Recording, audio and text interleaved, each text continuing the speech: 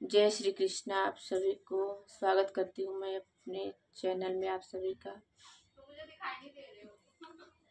मचिए जे बैठी है सासु त बहुअरी अरज करई, बहुअरी अरज करई हो।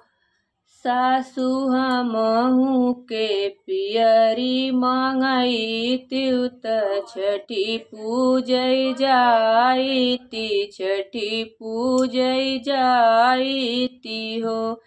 इतनी बचनी सुनी सासु त बोलहु न पाई, नदी उठी बोलाई, नदी उठी बोलाई हो। भौजी तू त बाहु जन्मई क बजनिया, छठी कैसे पूजबू, छठी कैसे पूजबी हो। बहरे से आए जे पियवा बिरह बोलिया बोलाई, बिरह बोलिया बोलाई हो। धन जतिया कनिक बासुअरिया देखत की घिनावन लागे, देखत घिनावन लागे। धन आगे पीछे घूमत लड़िकवा, देखत नीक लागई, देखत नीक लागे हो। बरह बरिस भय बियाह, ललन सुख नाही, ललन सुख नाही देखेऊ हो। धन गंगा में डूब मरी जातेऊ, कवनऊ रथ के, कवनऊ रथ के नाही हो। सासु नदी छठी भूखई, सासु नदी छठी भूखई। सखी जेकर हम बारी बियहियाओ, घर से निसारई, घर से निसारई हो। सखी जे कर हम बारी बियहियाओ, घर से निसारई, घर से निसारई हो।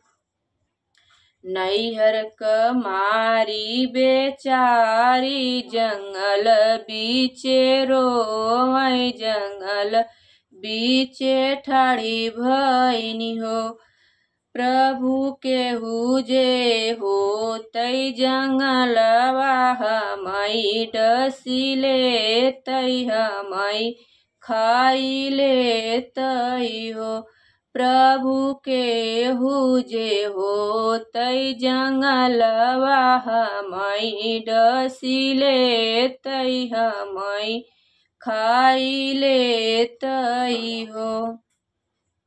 जंगल में से निकले हैं बघवा, त सुख दुख पूछै, त सुख दुख पूछई हो। बेटी कवन संकट तोह के आई, जंगल बीचे रोयू, जंगल बीचे रोयू हो। बघवा सासु नदी छठी पूजई, हम जे बजनिया,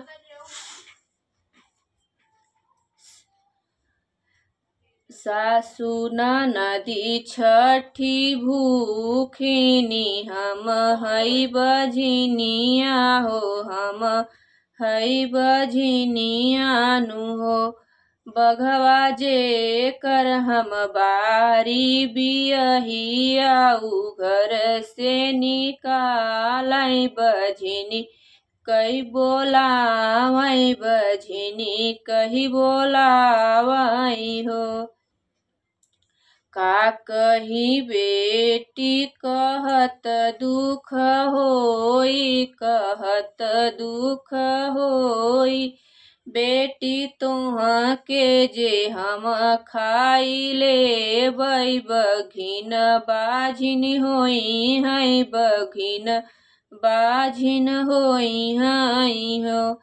जंगल क मारी बेचारी, गंगा बीचे रोई, गंगा बीचे रोई हो। मैया एक लहर हमें देत्यू त डूब मरी जाईती, डूब मरी जाईती हो। बीच धार निकली है गंगा, त सुख दुख पूछाई, सुख दुख पूछाई। बेटी कवन संकट तोह के आई, गंगा बीचे रोयू, गंगा बीचे रोयू हो। का कहूँ मोरी मैया कहत दुख हमरे, कहत दुख लागई हो। मैया सासु ननदी छठी पूजई हमरे, हम रहे बाझिनी, हम हई बाझिनी। पियवा घर से निकाले जंगल बीचे रोवा, जंगल बीचे रोवा हो।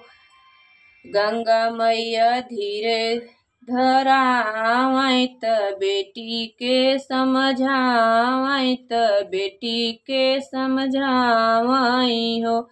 गंगा मैया धीर धरावई, त बेटी के समझावई, बेटी के समझावई हो। बेटी पतवा पे लिहू तिनिया क चौरा, तयउरऊ महुआ हो, यउरऊ महुआ। बेटी छठी माई के तू चढ़ायु, प्रसाद ओनकर खायु, प्रसाद ओनकर खायु हो। बीतत सवनवा महीना, भदौआ के लगत, भदौआ के लगत। जन्मे है ललनवा, जन्मे है ललनवा, त घर में बधैया, त घर में बधई बाजई हो। बहिनी बझिनी का नाम छूटी गईल, त नाम छूटी गईल, ते घरे उठे सोहर हो।